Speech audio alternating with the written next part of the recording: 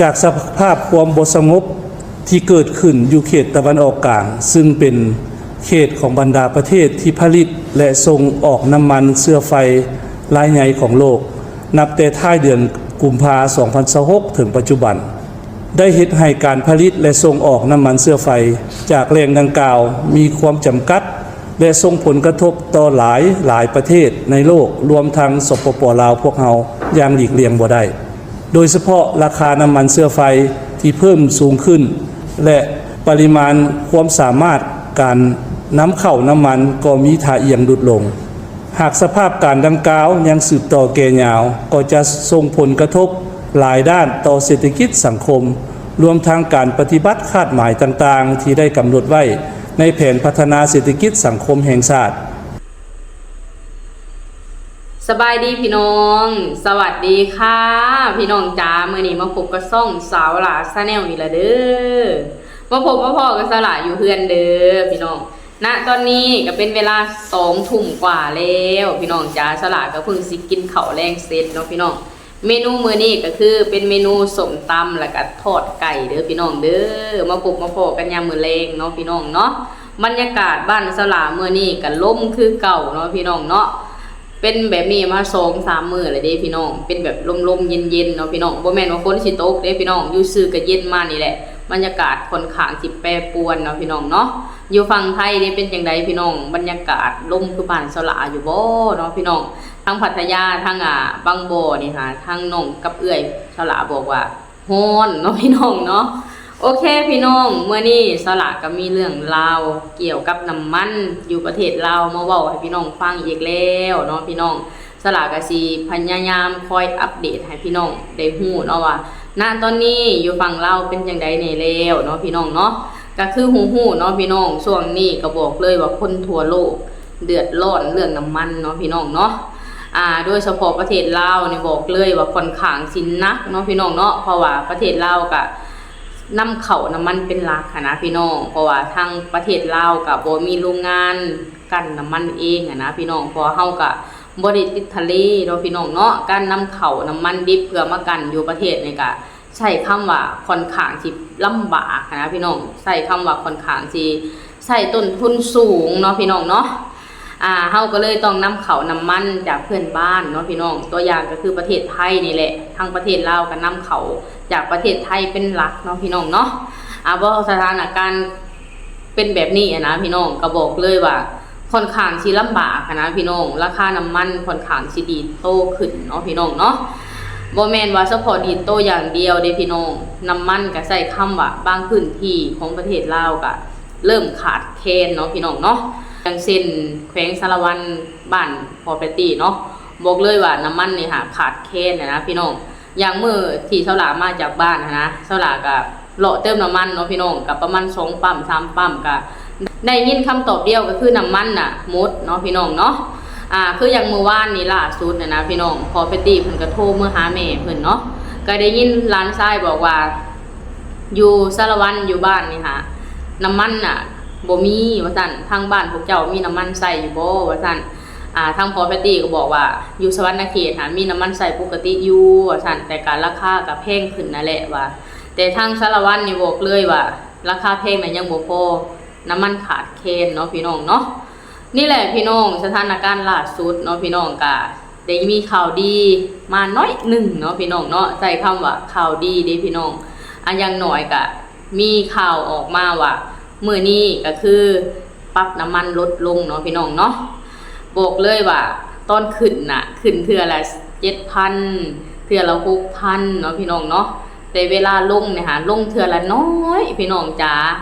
เมื่อนี้ค่ะเท่าชิสลาเบิ่งข่าวนะพี่น้องน้ำมันก็ปรับตัวลดลงมา1,000 กว่าเนาะพี่น้องเนาะต่อลิตรปรับลงมา1,000 กว่าเนาะพี่น้องเนาะ1,000 กว่ากับประมาณบาทกว่านี่แหละพี่น้องเวลาขึ้นขึ้นที่ละ10 บาทเนาะพี่น้องเนาะเวลาลงก็ลงที่ละบาท2 บาทอีหยังประมาณนี้เนาะพี่น้องเนาะแต่ก็ยังดียังหน่อยกับมันก็ลงค่ะนะพี่น้องแต่ก็ขอให้ปรับลงแล้วนี่ตลอดเนาะพี่น้องเนาะถ้าหากว่าขึ้นอยู่ตลอดเวลาบอกเลยว่าประชาชนนี่ค่ะเดือดร้อนกันเป็นแถวเนาะพี่น้องเนาะโอเคพี่น้องมื้อนี้เช้าหลาก็สิมาให้พี่น้องเบิ่งเนาะว่าแจ้ง เกี่ยวกับน้ำมันน้ำเข่าของรัฐบาลเนาะพี่น้องเนาะทางรัฐบาลเพิ่นก็ได้มาแจ้งประชาชนนะพี่น้องเกี่ยวกับน้ำเข่าน้ำมันเกี่ยวกับการใช้ซอยน้ำมันอยู่ในประเทศนะพี่น้องสิเป็นแบบใดเนาะพี่น้องเนาะอันนี้ก็คือจากสำนักข่าวรัฐบาลเนาะพี่น้องเนาะสลาก็ต้องขออนุญาตนำเสนอเรื่องเล่านี้ต่อนะพี่น้องเพื่อเผยแพร่ให้พี่น้องชาวลาวได้ฮู้แล้วก็อย่างน้อยก็ได้อุ่นใจขึ้นเนาะพี่น้องเนาะจากฟังจากรัฐบาลของประเทศลาวเนาะพี่น้องโอเคเดี๋ยวเราไปเบิ่งคลิปกันก่อนเนาะพี่น้องเนาะไปเบิ่งคลิปกันเลยพ่อแม่พี่น้องประชาชนลาวในทั่วประเทศมาดาทานผู้ชมผู้ฟังที่นับถือและหักแพงข้าพเจ้าสอนไซสิทธิพไซรัฐมนตรีประจำสำนักงานนายกรัฐมนตรีโฆษกรัฐบาลพร้อมด้วยทานจันทบุญสุขอรุณรองรัฐมนตรีกระทรวงอุตสาหกรรมและการค้าขอถือเป็นเกียรติแจ้งเกี่ยวกับสภาพการสนองน้ำมันเชื้อไฟในสังคมได้สมไส้มายังพ่อแม่ประชาชนในทั่วประเทศทราบทั่วถึงกันว่าจากสภาพความบ่สงบที่เกิดขึ้นอยู่เขตตะวันออกกลางซึ่งเป็นเขตของบรรดาประเทศที่ผลิตและส่งออกน้ำมันเชื้อไฟรายใหญ่ของโลกนับแต่ท้ายเดือนกุมภาพันธ์ 2026 ถึงปัจจุบันได้เฮ็ดให้การผลิตและส่งออกน้ำมันเชื้อไฟจากแหล่งดังกล่าวมีความจำกัดและส่งผลกระทบต่อหลายประเทศในโลกรวมทั้งสปป.ลาวพวกเราอย่างหลีกเลี่ยงบ่ได้โดยเฉพาะราคาน้ำมันเชื้อไฟที่เพิ่มสูงขึ้นและปริมาณความสามารถการนำเข้าน้ำมันก็มีท่าเอียงลดลงหากสภาพการดังกล่าวยังสืบต่อแก่ยาวก็จะส่งผลกระทบหลายด้านต่อเศรษฐกิจสังคมรวมทั้งการปฏิบัติคาดหมายต่างๆที่ได้กำหนดไว้ในแผนพัฒนาเศรษฐกิจสังคมแห่งชาติต่อสภาพการดังกล่าวรัฐบาลบ่ได้นิ่งเฉยโดยได้สมทบกับองค์การปกครองทุกขั้นเอาใจใส่ติดตามและเฝ้าระวังอย่างใกล้ชิดเพื่อนำน้ำมันมาสนองให้แก่สังคมและโครงการพัฒนาต่างๆได้โดยพื้นฐานและพยายามบ่ให้เกิดมีสภาพการขาดแคลนน้ำมันที่ผ่านมาบางปั๊มแม้นน้ำมันขาดชั่วคราวย้อนการขนส่งจากสางหาปั๊มบ่ท่วงทันพร้อมกันนั้นก็ได้สมทบกับบรรดาประเทศอ้อมข้างที่มีกลไกร่วมมือกันที่มาก่อนแล้วเพื่อรับมือกับสภาพการที่เกิดขึ้นถึงแม้นว่าราคาจะเพิ่มขึ้นก็ตามปัจจุบันขอยั่งยืนว่าการสนองน้ำมันภายในประเทศแม้นยังอยู่ในเกณฑ์ที่สามารถคุ้มครองได้และยังมีปริมาณสำรองที่เพียงพอสำหรับการสมไส้ในระยะหนึ่งการนำเข้าจากต่างประเทศสามารถสนองค่อนข้างได้เป็นปกติที่สำคัญรัฐบาลได้มีมาตรการฉุกเฉินและเฉพาะหน้าเป็นต้นระยะ1หา30วันระยะ3เดือนหา12เดือนไว้แล้วซึ่งบรรดามาตรการดังกล่าวอาจต้องได้ปรับปรุงให้ละเอียดและแทบเหมาะกับการผันแปรของสภาพการในแต่ละวันทั้งจะได้สืบต่อติดตามและวางมาตรการแก้ไขปัญหาต่างๆในต่อหน้าอย่างรอบคอบรัดกุมและทันกับสภาพการฉะนั้นณโอกาสนี้จึงเรียกร้องมายังพนักงานทหารตำรวจตลอดถึงพ่อแม่ประชาชนบรรดาเผ่า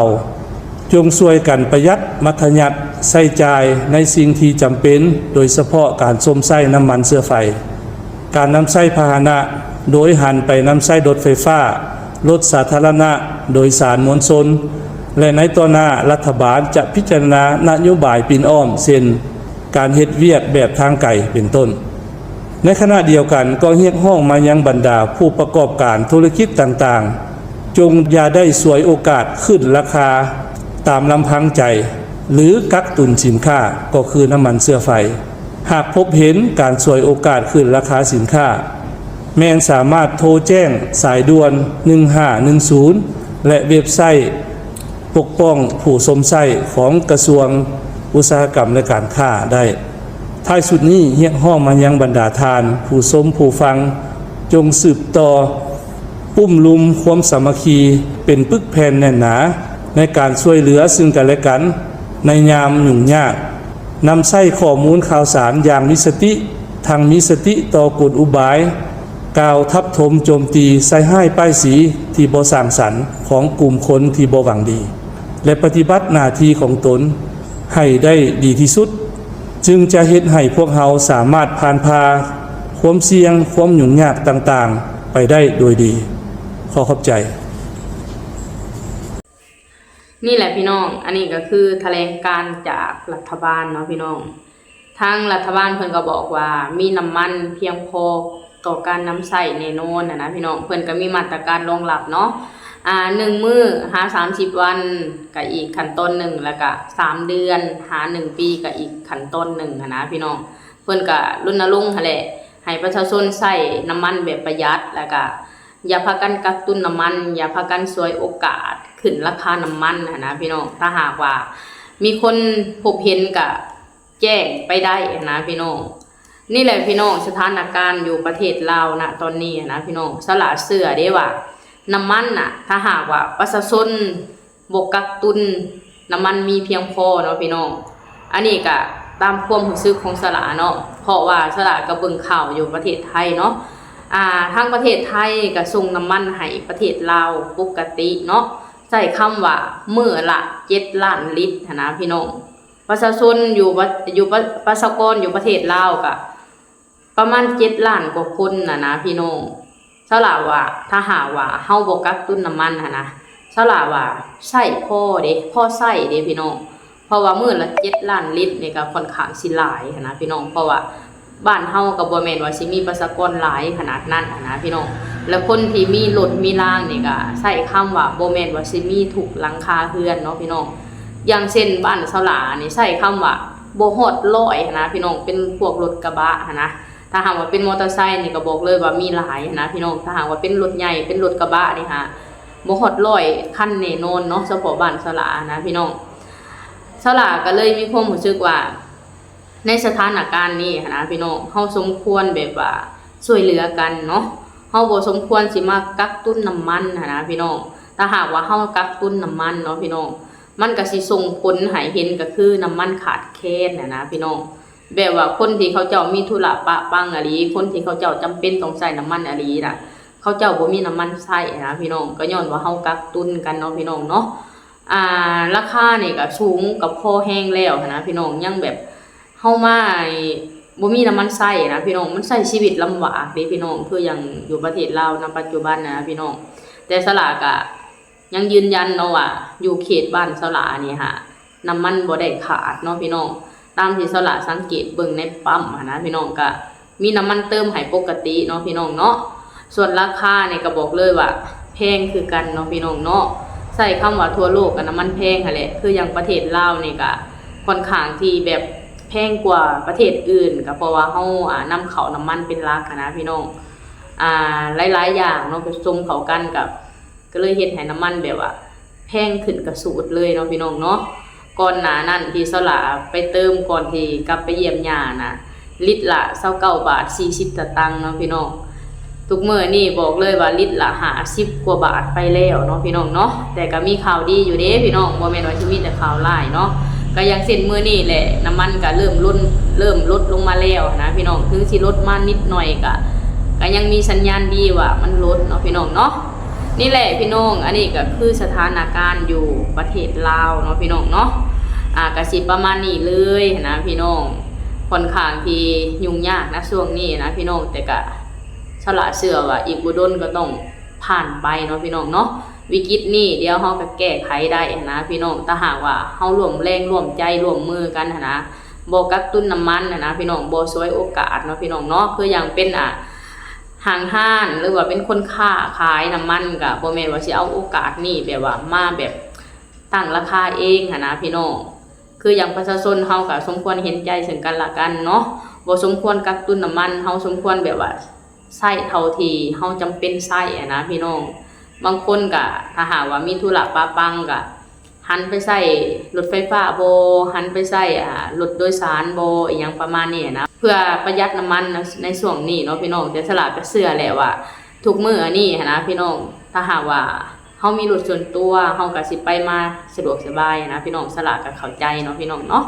โอเคพี่น้องสำหรับคลิปนี้สละก็สิขอจบคลิปสำนี้ก่อนเด้อขอให้พี่น้องทุกคนกดไลค์กดแชร์กดติดตามให้สละให้เด้อสบายดีสวัสดีค่ะ